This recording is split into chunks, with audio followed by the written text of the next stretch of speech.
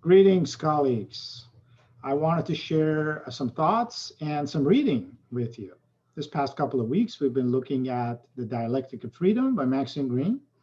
And I do hope that you found the book interesting at the very least and exhilarating at its not optimum level, but at a higher level.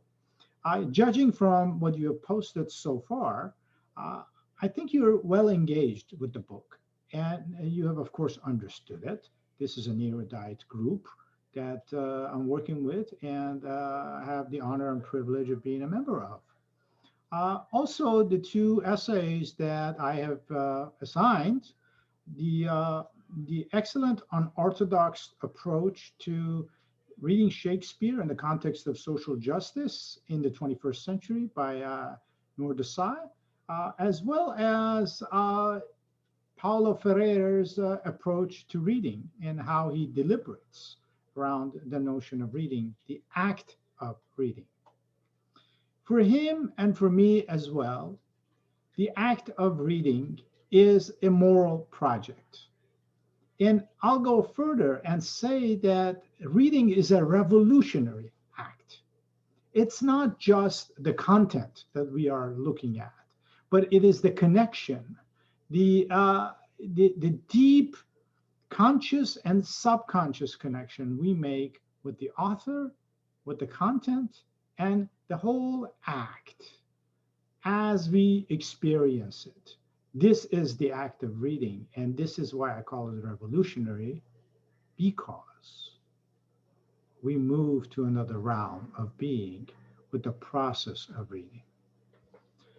Now, people could say, well, doesn't reading depend upon what it is that we read to become a revolutionary act? Well, the simple answer is yes. But we're in this room together and we are reading material that uh, it is substantive to begin with. In other words, we're not sitting here reading comics and saying, well, that was interesting. This was interesting. Although there are comics that can give us much depth, open up new windows towards the human condition. But that's a whole different discussion that we can have. So, presupposition here is that we are reading material of substance.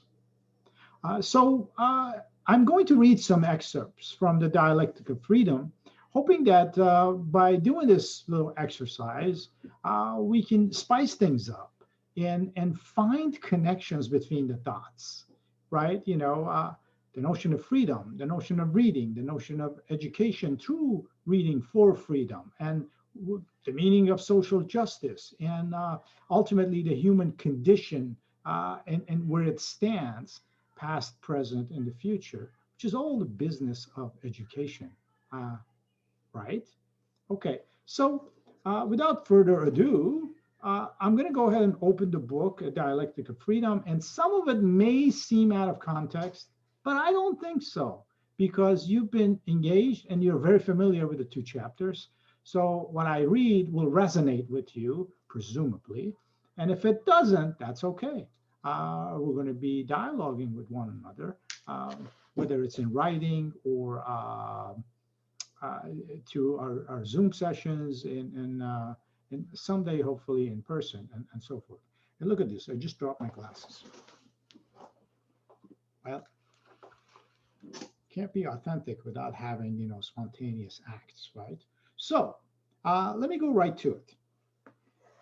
So Maxine Greene, I'm going straight to page 7, where she's discussing what happens with the freedom. And it's an ontological question here, things as they are, and we think that that's the way things are. It's in an environment, but are they? So this is the first paragraph on page 7, the middle of the paragraph, and it's a long paragraph. So if you've noticed that she writes in very long paragraphs. Now, something else. She's written this book in 1988 and it was published in 89. And isn't it interesting how Everything that she says in this book, at least thus far from what you've read, is relevant today. In fact, I would go further and say that everything that Dewey wrote and said and taught is relevant today and will continue to be relevant tomorrow. In addition, Paulo Ferrer's approach to giving agency not only to the reader, but to the student as well as the teacher, and vice versa, and vice versa. It was relevant then, and it's even more relevant today. So let me go right to it. Finding it difficult to stand forth from what is officially, and then parentheses, or by means of media, defined as real, unable to perceive themselves in interpretive relation to it. The young, in parentheses, like their elders, are all too likely to remain immersed in the taken for granted and the everyday. For many, this means an unreflective consumerism. For others, it means a preoccupation with having more rather than being more. If freedom comes to mind, it is ordinarily associated with an individualist stance. It signifies of self-dependence rather than relationship, self-regarding and self-regulated behavior rather than involvement with others. Above all, it means an absence of interference or, in parentheses, to use the idiom of the federal government, a deregulation. People consider themselves free if the road is opened before them to pursue success or security or status, to get ahead. Others are more likely to think in terms of expressivism, of satisfying desire, of giving impulse free play. This business of freedom uh, is crazy, has become polyvalent in many ways, always was polyvalent. What does it mean to be free? What does it mean to be free in a capitalistic society that tends to prescribe for us, whether we're students at K through 12 or we become adults, so-called educated adults, who are navigating our ways in society? We're told we're free, but are we? And what does it mean to be free? Yes, we have lots of freedom. We have lots of freedom to choose what sort of TV we can buy from the local electronics store. But are we really free to choose what kind of government we'd like to have? Are we free to set regulations as we want? And by we, I mean, presumably living in a democratic society, the we decides what goes on, and so forth. Let me move forward and get to another page, not unrelated to this stuff. Um, Page 12, in the middle of second paragraph, right? I do not need to say again how seldom this occurs today in our technicized, privatized, consumerist time.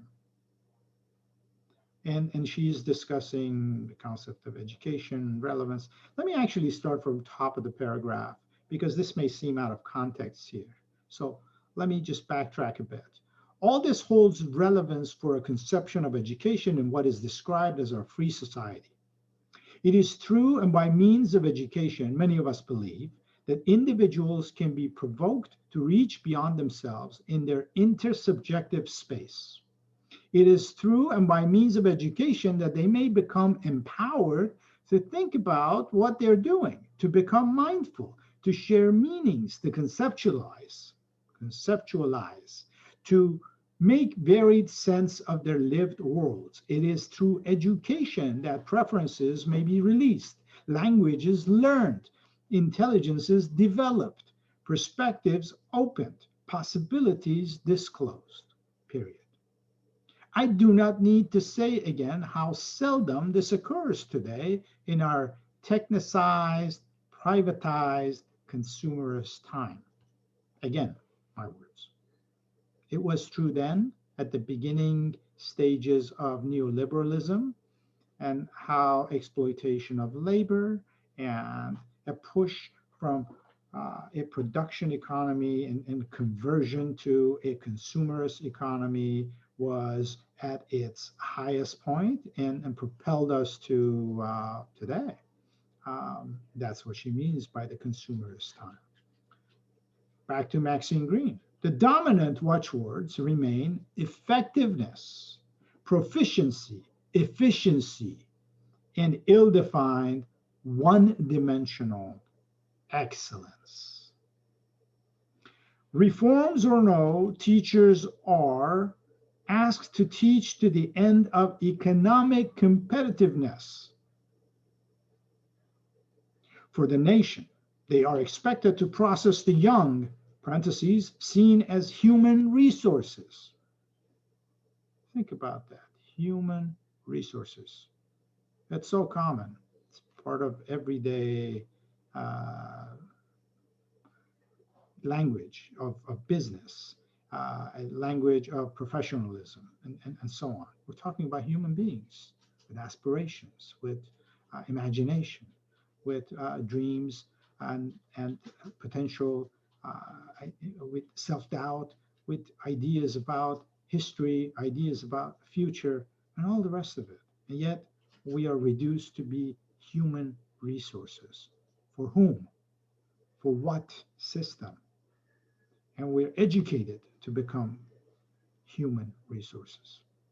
To perform acceptably on some level of an increasingly systematized world. Of course, exceptions are made for the privileged and talented, for whom multiple and diverse literacies are made available.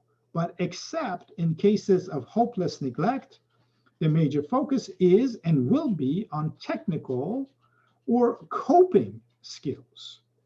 Whether the students are rich or poor, privileged or deprived, the orientation has been to accommodation, to fitting into existing social and economic structures, to what is given, to what is inescapably there. I can't help but be reminded of what Jean-Jacques Rousseau has said famously.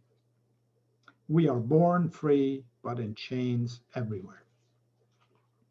Let me move forward and get us to page 19 and read an excerpt there. Page 19, this is the second paragraph I'm going to share with you. Of course, most Americans are convinced they are free. They are not held hostage. They are not enslaved. They're seldom pursued. They do come together, of course, in echoing churches, at rock concerts, in baseball stadiums, in movie theaters. Millions are linked by the same soap operas, quiz shows, talk shows, advertisements for consumer goods. They know by now that they can have babies out of wedlock, take to the roads, sample cocaine, run as long and as far as they please. If adult, they can read what they like, from pornography to romance tales, from exposés of the CIA to revelations about celebrities, from Zen philosophy to probes of artificial intelligence, from modern formalist novels to picture books, period. Laws or no laws, many feel free to carry guns and knives, to cheat, to sell inside information. Even so, many are likely to share a feeling of subservience to a system or to a faith or to an establishment they can scarcely name. Some people call it America. Let me go to page 20. For some reason, I have this note that says this is very important. So let's find out if it is important. There are others. By others, she is referring to the middle class in particular. There are others in the middle class particularly who are alienated by technical talk and role playing, and who go in search of some intimate terrain where they hope to discover what they think of as their real selves, right? This is why we have yoga retreats and silent retreats and finding oneself through, new age workshops and that sort of thing. Um, and also folks that tend to just bury themselves in the solipsistic bubbles they create. Such discoveries are often, back to Maxine Greene, such discoveries are often associated with liberation, a state in which inner realities are thought to remain inviolate, while ordinary life is lived in the common sense world. Such people build private shelters, as it were, in which to take refuge from outer ambiguities. They attend to what Sartre called a mysterious psychism. They locate at the center of their beings something intangible and original, protected against tampering and controls. This permits them to function as they are expected to do, where work is done and the system's requirements are fulfilled. They manage to separate, as Dewey put it, quotation, in the inner from the outer. No, I'm sorry, the inner from the outer, to distance themselves from their own social realities. Once distanced, protected against others' judgments and purposes, they feel themselves to be relatively untrammeled and sometimes dangerously free. They can afford outward compliance, so they tolerate and sometimes become complicitous, the act of complicity, with what they condemn. Within themselves, they manage to believe they are pure as well as free.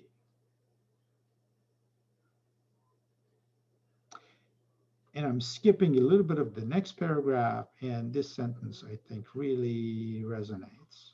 They do not experience social lacks and deficiencies as intrusions or obstacles. Having withdrawn into themselves, they no longer inhabit a resisting world.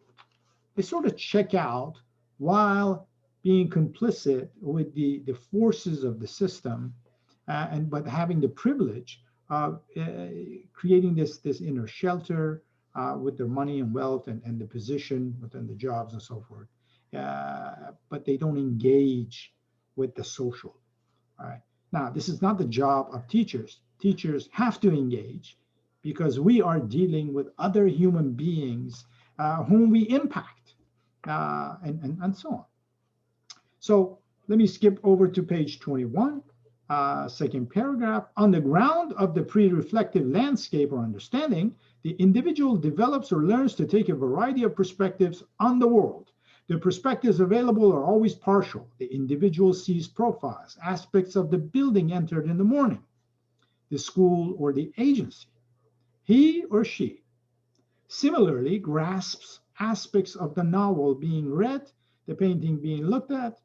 There is always more to be discovered. Each time he or she focuses attention, as important each time he or she is with others, in dialogue, in teaching learning situations, in mutual pursuit of a project, additional new perspectives open. Language opens possibilities of seeing, hearing, understanding.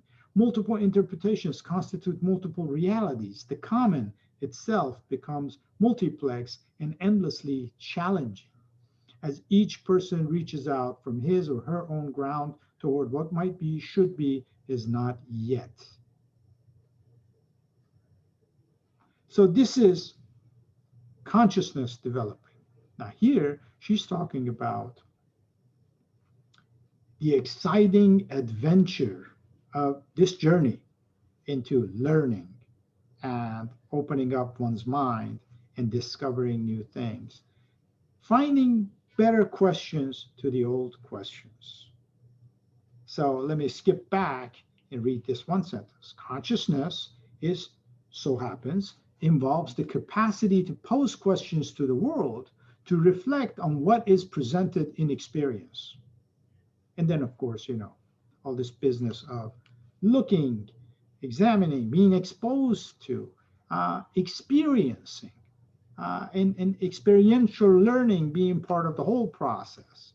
And the act of reading also being part of the process. The act of looking being part of the process. The extent to which we can experience a painting. It can be the extent to which we can open new windows to our consciousnesses, and so on. So a few more excerpts, and then I won't take up too much of your time. Education for Freedom. It was the 1890s. This is page 41, the very last paragraph of page 41. It was the 1890s, and already the reformers were beginning to stir in many fields: the courts, the writing of history, the exposure of political scandals and industrial exploitation, economics, education, psychology, and philosophy. Among the things that united such diverse individuals as Oliver Wendell Holmes, Thorstein Veblen, Vernon Lewis Parrington, William James, the famous pragmatist, John Dewey, of course, Lincoln Stephens, Charles Beard, and Jane Addams, was a concern for experience in the changing context of the country and a belief in the uses of experimental intelligence in effecting reforms.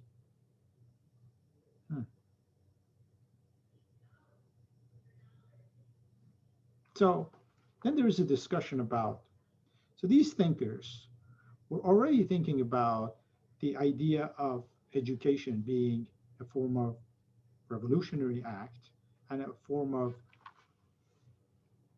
change of consciousness. And dare I say, education being necessarily a transformative experience. You enter into the realm of education and you come out changed, but then you go back in. And then you get to a point where you're never out of it. You're always in that realm. And then you live in that paradigm. But that paradigm should not be the kind of paradigm where you're separating yourself from society at large because you have the privilege to do so. But you must engage. You must deal with the entanglements of the messiness of democratic societies, the messiness of injustices that you experience, that your students experience, that your coworkers experience, and so on. And this must be transmitted to the students. This must be part of the curriculum. Now these are my words. Maxine Greene is not writing these. So I'm going to skip some of these pages and see what else I got for you, and then end this business of reading excerpts for today. And then share with you other things. And of course, I'll be on the forum as well as our next session, talking with each other and so forth. So last excerpt. This is page 42, the middle of paragraph 2, and I'm going to move over to also the one paragraph on the next page as well. Dewey, as has been said, grew up in the Hegelian stream, and the Hegelian view of dialectical change and development remained alive in his thinking. Yes, for Dewey, many things were dialectical, right? The opposites colliding and the synthesis being the new, and so on. The good, the bad, and the ugly of it, right, is the business of learning and teaching and experience in the world and so on. What he rejected in time, however, was the idea of the world spirit. Now, this was a Hegelian idea of the spirit of the world and how the wheel of history turns, and sometimes we're trampled by it, and sometimes we're moving along with that and all that. But Dewey rejected that. The absolute, the cosmic order, finding different meanings in Darwinian theory, then had Sumner and the so-called social Darwinians. I found in the very notion of natural evolution suggestions for a view of open-ended development enhanced by a conception of dialectical interchange that world overcome old dualisms and discontinuities.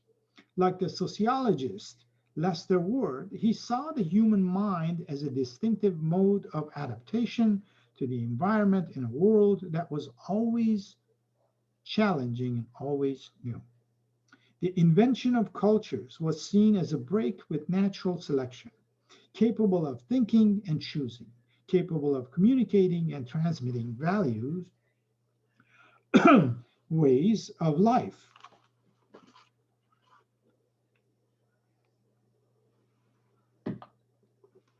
Men and women could direct the course of future evolution, no longer subject to the repetitive patterns laid down by instinct. They could be educated to pose questions, to pursue meanings, to effect changes, to extend control, making more and more connections in their own experience, reflecting on their shared lives, taking heed of the consequences of the actions they performed. They would become aware of more and more alternatives, more and more experiential possibilities. And this meant an increased likelihood of achieving freedom.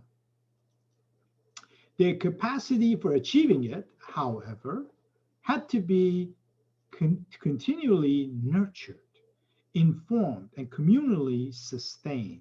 This recognition could not but feed into Dewey's articulations of a theory of experiential education, and also into his descriptions of the social involvements and supports that eventually might lead to a great society.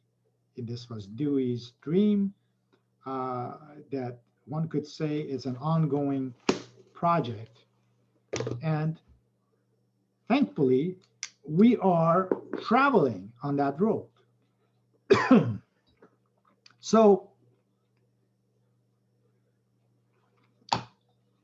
our shared experiences with the world do not leave us when we enter the classroom, when we enter in the bubble of engaging with a book.